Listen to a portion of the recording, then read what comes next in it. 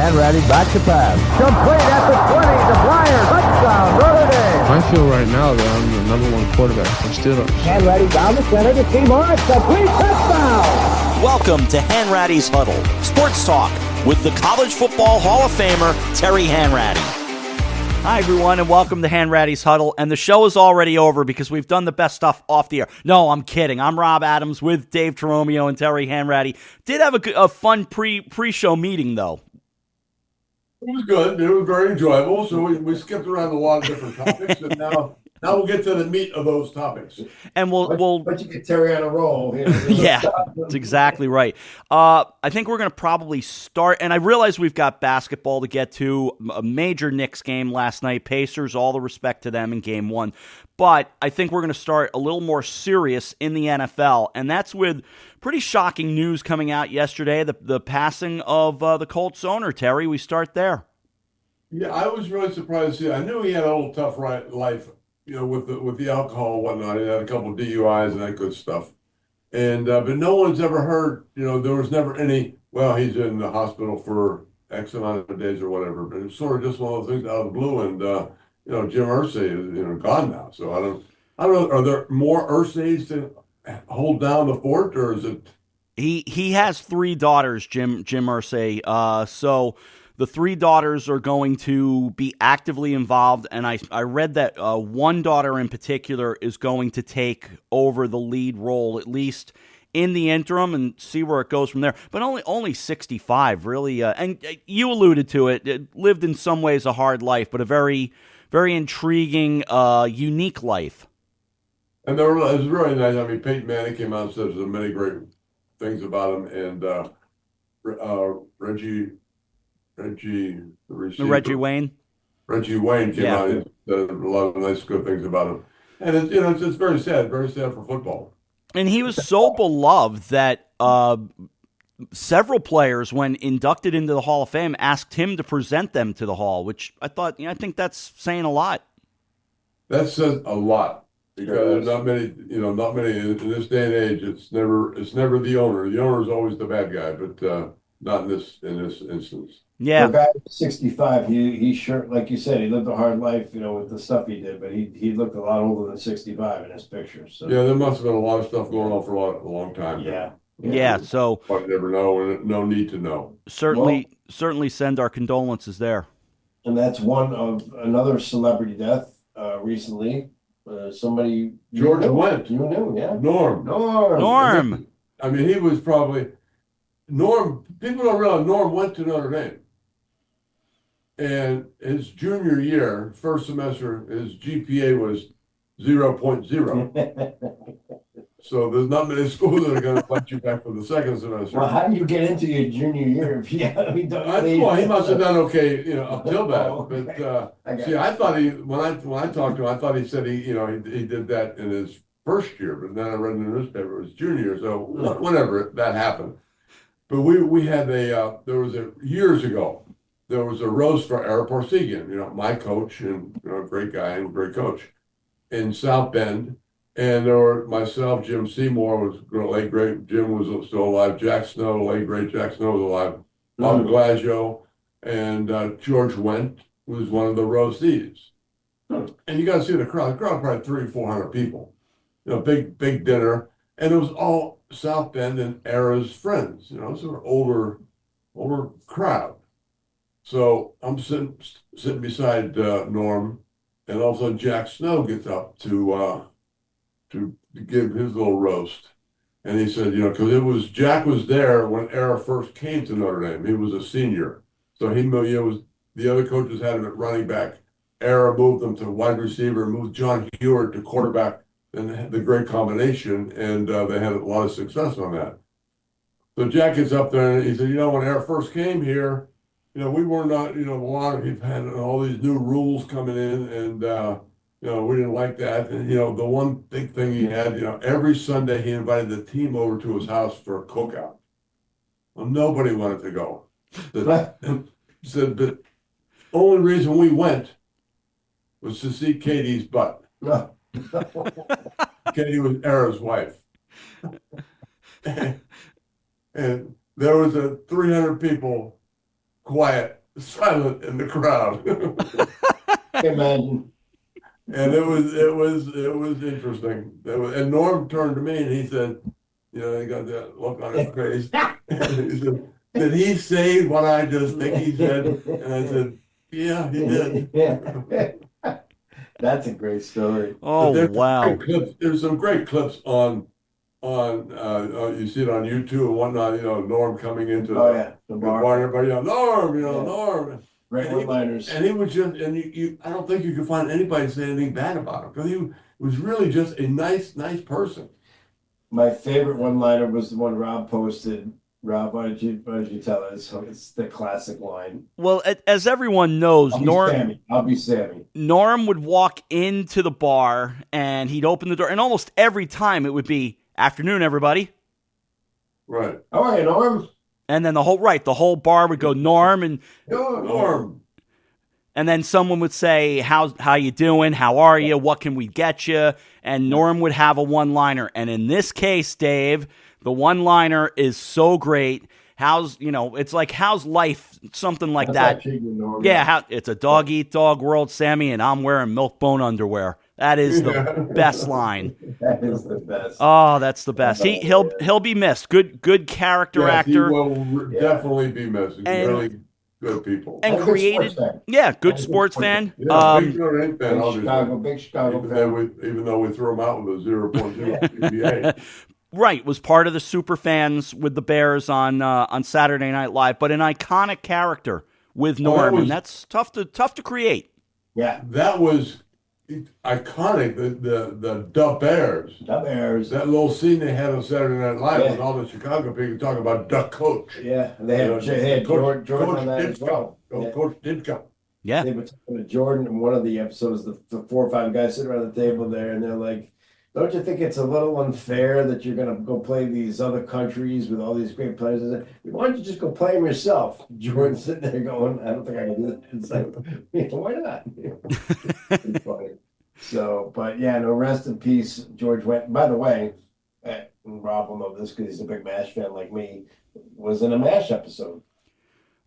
Yes. Most of the episodes of MASH. Yeah. Yes, you two are really freaks. He was a Marine, and they were partying, and it was Halloween, and he got a billiard ball stuck in his mouth. Yes, Loretta Swit posted a remembrance of George Wendt as well. I thought that was rather nice. So, okay, we age ourselves with 70s TV, but that's okay. Yeah. Beloved TV shows. That's all good. That's all good. Deserve to stand the test of time. But and I can beat you guys with 60s TV. We're coming up on my favorite Martian references next. All right. There you go. What else going on, and what else are we thinking in football these days? Anything else to talk about? Well, I think we got a receiver there who has a little trouble finding his routes in his route chart he has here. Yeah, mini camps are in force, and we're seeing some stuff coming out of all the teams' mini camps. And you got this guy running around, Travis Hunter, Heisman Trophy winner, and he can't catch the ball. No, I think he's concerned so much about. See, when you have a talent like that. He had it so easy. He could do anything he wanted in high school because he was such the better athlete. Sure. And he got to Colorado. He was such the better athlete. He could do anything he wanted. He didn't have to run precise routes. He didn't have to go down 18 yards, plant your right foot, and break to the inside. You saw him running patterns, and he was going down about 18 yards and rolling into it. Mm-hmm. And if you're going to roll, that defensive back is going to roll right with you. Yeah. And he's going to be on you in a heartbeat. Yep. And now he's so concerned, they never gave him any discipline. That's the bad part. Yeah. Mm-hmm. And so he's so concerned now with the way he's running his routes, he's not concerned, he's not focused on the football. And if you saw, there's a drill they have for these receivers where there's a string they put up, and it's like hanging clothing. And they're like little pegs, soft pegs. And these things would fall off. You got to catch it. And he missed half of them. Oh, boy. Most great receivers go boom, boom, boom, boom, boom, boom, boom. Done. He was going here, then all of a sudden one would drop over here and go, whoa, I missed that one over here. So he has the talent, he has the toughness, but what they really have to do, and they're spending a lot of time like this, they want him to be a receiver. But I think everybody, and I think all of us included, going into the draft, everybody, all the scouting system had him as a defensive back. Hmm. And now they're trying to make him a receiver number one. You make him, he's a defensive back, and you give him a package of 5 or 6 patterns to run. And that's it. And you put him in the game at certain different positions. You don't put him in there every down, just keep him on the field and flip him back and forth offense, defense. Yeah. Is the Steelers mini camp going on now? Because I haven't seen any news come out of their camp. I haven't seen it.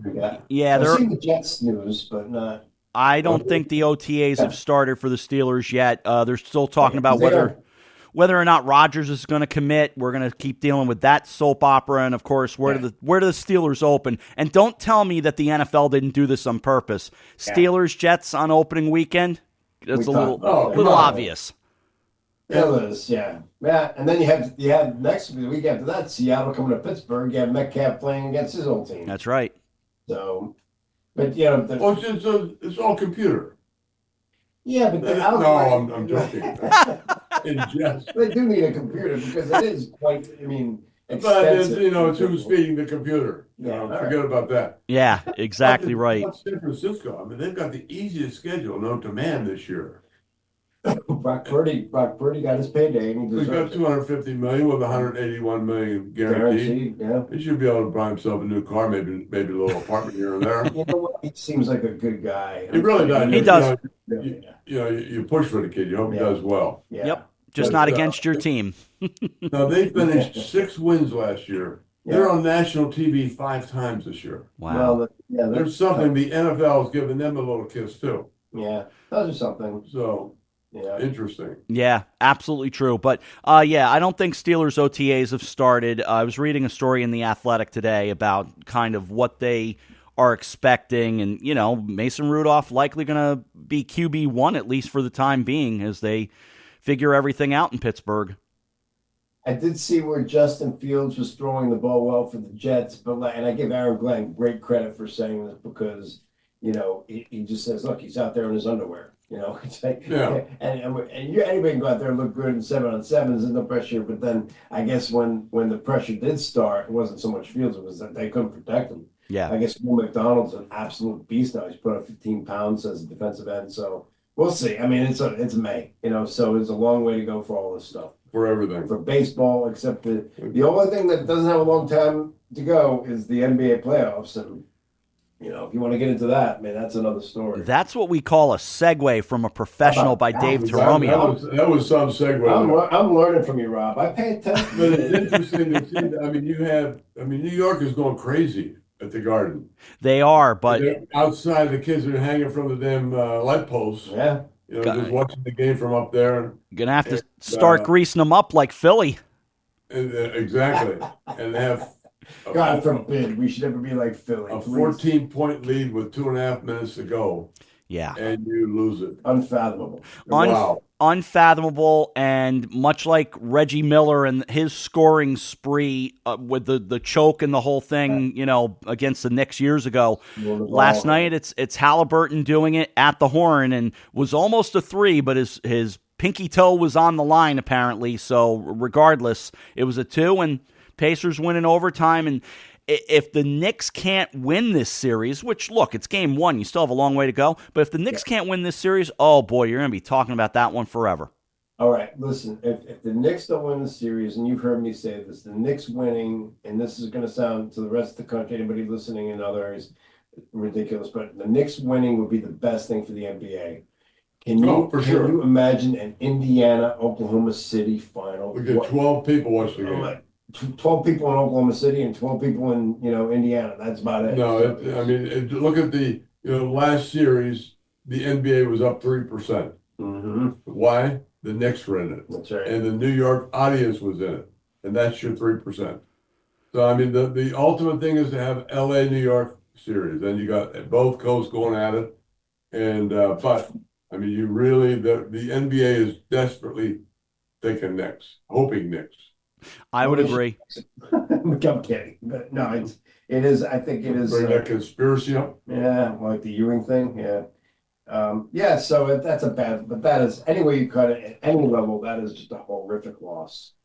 And I was, listen, it happens, but if it happens in the regular season, you just pick up, move on to the next game. It happens here, could stay in their heads, and that could be dangerous. I agree. It's And a big coaching job now.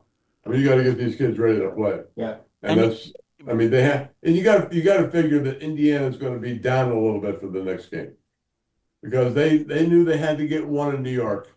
They got it, so maybe they're going to go the psychological Oh, thing, they saying, did, okay, we'll yeah. get them back to Indiana and do our damage there. Or the other way is like, we got a game we shouldn't have won, and now the pressure's all on them. And if the Knicks come out tight, they win game 2, and that will make it really difficult to win. Yeah, the first game means a lot. It really It does. does, yeah. So and you can't shoot 28 of 40 from the free throw line, especially down the stretch. You got to hit your free throws, and the Knicks didn't do that. listen, that's what it's all. It's the only thing free in all of sports. It's the only thing in any game or sport where except for maybe a free kick of football, which happens like once in a blue moon, that you get a chance to do something without anybody defending you. I think with the clock off to You got get 30 points. million people watching. Okay, well, they make enough Oh money. yeah, to they deal with do. that Well, yeah, shit. there's not enough money to impact that shot. I mean, when you're out there and you are all by yourself on that island there, it's a tough. It's got to be a tough deal. Absolutely. So, practice. Yeah, but all you got to do is put a guy like Mitchell Robinson at the line because I know. shooting free throws not his thing. He was 0 of 2 last night. Brunson was 12 of 14, and Karl Anthony Towns was 9 of 11 from the free throw line. All right, so not terrible. No, not terrible, but it's the other guys that aren't entirely stepping up, and that's what hurts you in the long run. No doubt. No doubt. So that'll be a tough one to take for sure. But Knicks have to come back big in game 2 in my mind. But it's still game 1 of 7. Got a long way to go. Got a long way. Yeah. So But and the NHL, by the way, we're talking about ratings, and we talk a lot of hockey, Rob and I. The NHL ratings are just brutal. oh, they're terrible. Horrible. Wow. I think it's a multifaceted problem there. One of them being when you've got a sport that's divvied up between multiple channels, you find yourself going, well, what channel is it on tonight? Oh, the heck with it. I'm just not going to watch it. So that's one thing. I also think we lack a true voice of hockey right now. Whether that matters or not, it's just another thing I'm throwing in. Not necessarily, but it's not something that's going to impact the ratings. And then look at the markets involved at this point. Yes, exactly. Edmonton, Dallas, Florida, and actually, it would have been better if Toronto had stayed in it, but Toronto can't win to save their lives. Toronto Carolina. Toronto will just melt down if they ever get to a final, let alone win it. God. They just cannot win a big playoff game. It's just choke city there, right? It's got to be so frustrating for an original 6 team. And you know me, I hold a grudge against Tavares, so I'm happy. There it is. you know what's coming. Well, I Rob, did. I think you hit it on the head. If you can't find the game, Yeah. you got to be 100% dedicated to that team to search around the channel. Okay, who has it on tonight? Right. I find myself doing it last night with the Yankees. Fair. Yeah. Turned on Yes Network. There was some soccer game on. Yeah, it was, That was the game they're putting on Paramount. So you got to go to Paramount, and once you're on that deal, Yep. you can't flip flop. You got to come back to regular TV if you want to change the channel for the commercial. You just can't do it. So I didn't watch the Yankee game. I said, forget about it. I'm not going to flip back and forth. See, now that's exactly right. Because as many people as they think they're going to get to subscribe, because they're the Yankees or even other teams that do this, because the Mets do too, you're probably losing as many people or more saying, screw it. I have other things I can watch. And I get Paramount on my TV. I already subscribed to it. Yeah. But I don't want to go there, log into that. Change the Then you're committed to that thing. No matter Right. in between innings, I'm going do watch that. I want to go back and watch something else real quick, right? No. How But do you do that? do. Yeah. Okay. I was doing, obviously, Dave and I do the clubhouse. Dave wasn't with us last night, but I was doing the clubhouse up in Mount Kisco. I was in the car, so I really couldn't see much of the Yankee game. I was listening to Dave Sims when Jason Dominguez hit the walk-off home run last night. So good win for the Yankees. I was there Tuesday, by the way. I'm happy when I go to Yankee Stadium. Good stuff. Yeah. But they have a 4-game series, right? So they're supposed to play today in an hour or so, right? They're playing a day game today against Texas. Good luck today. Yeah, good luck today. If here in the metro New York area, it is terrible weather. It's supposed to be bad, but it doesn't seem as bad as they said it was supposed to No, be. it's supposed to be. I mean, Yeah. we're supposed to get what they had in the Midwest. We're not getting. Thank God, we're not getting any close to what those poor people were doing there. I would say the heavy stuff's going to come in a while, Dave. I just want to say for our non-viewing audience, because we are viewing here, we had, Terry has covered all the bases today. He's got the Notre Dame hat, which, Yes, he has. Pull over. So I like it. this is a short summer we had out there. Now it's 40 degrees again. He reps his Put teams. my warmer clothing. We're all in sweatshirts here. Here we are, almost in June in the Great Northeast, and we're in sweatshirts. Dave, so much has been said, and you're a Mets fan, so much has been said about Soto and everything going on with him. What's your take? You're rational. What's your take on everything? Yeah, I think he's a human being. Yeah. I think, and I do think it's always kind of intrigued me how you could take a marginal player and put him in a Yankee uniform, and he turns into, an unbelievable player. And you could take a great player, and it's happened to the Mets many, many times. Sure it has. Juan Samuel, I could give you a list of guys who came from other teams who were successful, and for some reason, and I'm not saying this is true, but when they put that uniform on, the opposite happens. Now, I think he's going to be fine. He'll shake out. It's May, but I do think it's in his head. I think I read this morning he took 15 straight pitches. He hasn't swung at a pitch. And I think, I just think he's got to work through this mentally. I think he's maybe putting too much pressure on himself. I mean, the team's still 10 games over 500. They're not, they had, every team is going to go through a stretch where you lose 3 or 4 games. You know that. So, but I just think the New York media market and the New York fans, I mean, it's just, you don't get away with shit in New York like you can anywhere else. You don't run hard. And that, I have more of a problem with that than him being in a slump. If you're not hustling and then you defend that, that's where you're going to lose people. Well, he hit the ball the other night. A couple times. It was in the middle, going up the middle. Yeah. And he's jogging to first base. The guy backhanded the ball, ended up throwing him out by step and a half. He did it. Yeah, he did it a couple Then times. when that ball was hit out in right field, he was jogging after the ball. It was like a slow pitch softball way. Yeah. You gotta hustle, man. People see that. That's right. People say, "Well, maybe he's unhappy." How can you be unhappy? I mean, that way you control your destiny. $750 million in his pocket, all guaranteed. You cannot be unhappy. Well, they say money doesn't buy happiness, and maybe that's the case. Maybe he. I don't think it's a team thing because I like Mendoza, and I think Mendoza's a good manager and a good guy. Yeah. So I think he's gonna. I think he'll work through it. I think. Listen, in August, September, hopefully, he'll be fine. But in New York, you know what it's like. It's what are you doing for me right now? Yeah, fair, very fair. The other baseball note that we talked about this off the air, but I want to hear from Terry now is Paul Skeens. The Pirates are in kind of a free fall of a mess. They're not the Colorado Rockies, who are historically bad, but the Pirates are bad. And there's talk that Paul Skeens could get traded, though it sounds like he won't. You think he should be, Terry? I think he definitely should be. There's no reason for him to be in Pittsburgh. He lost the game the other night, 1-0. Come on. They've had, I think it's like, they played I'm going to be off a few games, but they played like 42 games. In 4 games, they've scored more than 4 runs. You can't do that. Yeah. I mean, they are not committed. Pittsburgh has not been committed to win in a long time. They've been in the playoffs in like 30 years. It's just absolutely insane. And the Nutting who owns the team, I mean, Nutting. Yeah, Nutting. Imagine what they called him as a kid. But I mean, he's got to sell the club. I mean, the whole stands are chanting, "Sell the team, sell the team." Yeah. He can't.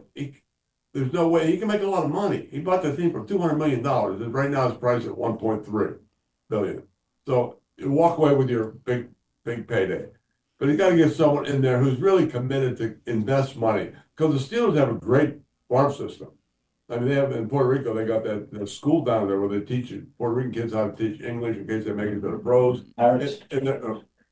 Yeah, Pirates. Yeah. And I'm Steelers. But I mean, they do things right until they get them to where they're negotiating with Duddy. And they got to come up here and play. They just have no concept of putting it. They don't care. Nutty doesn't care. He's putting $50 million in his pocket every year because he loves the Yankees, he loves the Red Sox, he loves the Dodgers. We're overpaying. Now money's coming to me. Luxury tax. Yeah. Sure. And you know, he's been called out many times because that money that he gets from the Yankees from overpaying or the Mets overpaying is supposed to invest that back in the team. He puts it in his pocket. But that's where the league. Baseball got to step back.